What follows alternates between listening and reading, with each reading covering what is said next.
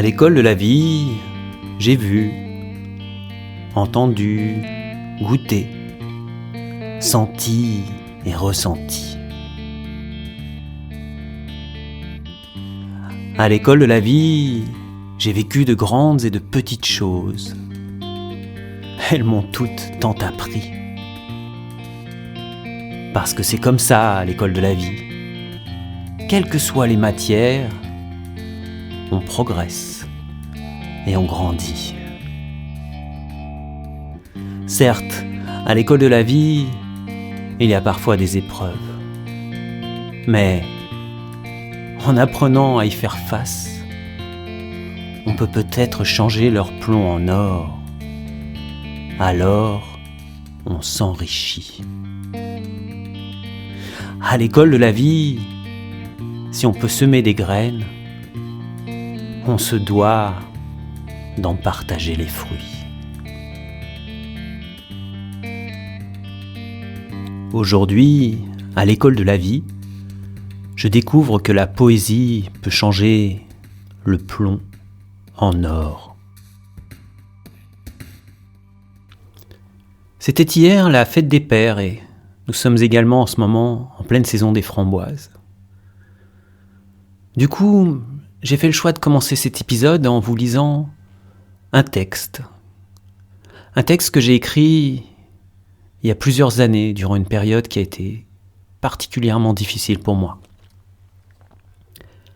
Avant d'en entamer la lecture, j'aimerais dédier cet épisode à toutes les personnes qui ont eu ou qui devront, malgré leur volonté, faire le choix insupportable de placer un membre de leur famille, un parent, dans une institution spécialisée de type EHPAD, ce genre d'endroit. En faisant ça, j'espère de tout cœur pouvoir offrir ne serait-ce qu'une lueur dans la traversée de ce bien obscur couloir. Allez, je commence. Les framboises sont rouges. Elles ont un goût unique. Ça paraît peut-être pas grand-chose, mais pourtant, saupoudrez-les en plus de cela d'un peu de sucre d'amour et de vanille de poésie, et elles deviendront magiques. Hier, je suis passé rendre visite à mon père.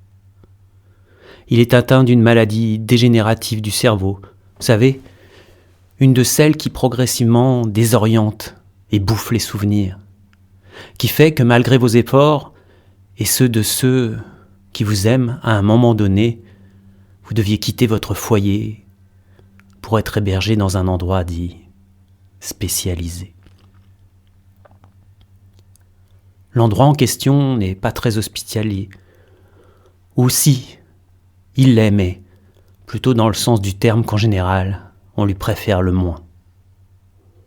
Couloirs interminables, odeur d'urine, anciens errants, déambulants, soignants laissant leur soie pour tendre une main et prendre le relais à la place des siens devenus parfois lointains tant par la distance que dans les méandres des souvenirs disparus. De ci, de là poussent des fleurs de plastique que butinent des papillons factices, pollinisant malgré tout le lieu avec la lueur de l'espoir coloré de familles croulant sous le poids de la culpabilité. On tente d'égayer ne serait-ce que d'un soupçon l'environnement de l'être qu'on a l'impression d'avoir abandonné là. Pour moi, cet être-là, c'est mon papa. Et même s'il ne me reconnaît dans ce sens-là, nous nous retrouvons tous deux là, au milieu de tout ça, de tout ce vaste merdier. Je l'embrasse, le saisis délicatement par la main pour qu'ensemble nous marchions bras dessus, bras dessous jusqu'à sa chambre. Là, je pourrais enfin lui donner le petit paquet que ma mère m'a donné pour lui. Une petite barquette en plastique dans laquelle se trouvent quelques framboises. Mon père les observe et me dit à peu près ces mots. « Quelle couleur ! ce rouge. Puis, les mangeant tranquillement à la petite cuillère, je vois soudain ses yeux s'écarquiller et tout son visage s'illuminer. L'extraordinaire de ce que peut simplement être une framboise. Non seulement il pouvait le voir, mais en plus il pouvait le goûter. Je l'observe prendre un plaisir incommensurable à déguster les petites baies rouges et sucrées. Par tous ses sens, son être se nourrit de l'amour pur que ma mère avait en plus du petit sachet de sucre vanillé déversé sur les fruits. Dans l'infinité sacrée de cet instant, ils se retrouvèrent tous deux réunis par le cœur. Les apparences avaient volé en éclats. L'essence avait simplement redonné naissance à l'essence. Et moi, gracié spectateur, j'observais, ressentais silencieusement une nouvelle fois l'amour intact des deux êtres qui un jour, le temps d'une étreinte, n'en avaient formé qu'un pour me donner la vie. Une larme en provenance d'un quelque part profond et lointain coula sur ma joue. Non, pas une larme de tristesse, ni une larme de joie. Simplement juste une perle de gratitude silencieuse. J'étais simplement là, présent, avec mon père, ma mère, l'amour et les framboises.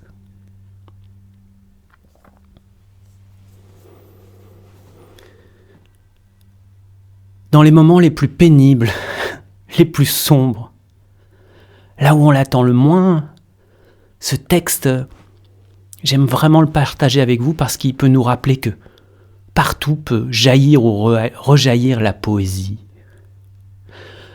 Pas celle qui fait qu'on empile des mots pour en faire des jolies phrases, non, pas celle-là. Juste celle, même plus simple encore, qui, dans le fumier même des pires circonstances, jaillit comme une fleur inespérée et nous rappelle à la présence, à la capacité de ressentir le parfum d'une beauté bien souvent oubliée dans ces circonstances-là. Si nous savons conserver la capacité de non seulement la voir, mais de la sentir, je suis persuadé que nous pourrons changer le plomb le plus vil en l'or le plus subtil. Pour cela, il va nous falloir accepter de faire face d'une manière sincère à la réalité parfois la plus dure, d'accepter d'y entrer tout entier, comme tout nu. C'est parfois, et c'est même la plupart du temps loin d'être facile, mais rappelez-vous bien que le secret pour y parvenir, il est juste là, juste à portée. Dans l'acceptation totale de cette réalité, quelle qu'elle soit. Plus nous la refuserons, plus nous nous y fermerons, plus nous souffrirons, plus les choses seront difficiles, plus elles seront dures pour nous. À l'inverse, plus nous ferons de notre mieux pour les accepter, les embrasser, plus pourront jaillir de la profondeur de cet imprévisible des ressources que nous n'aurions pu imaginer auparavant.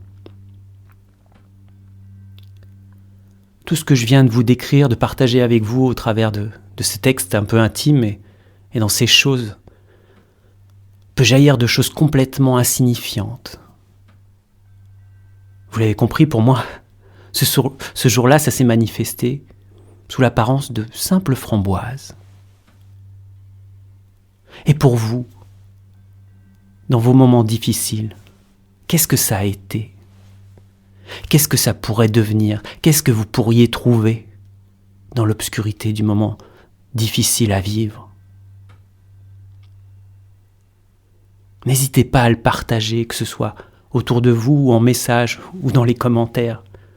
Ça pourra peut-être devenir inspirant pour d'autres.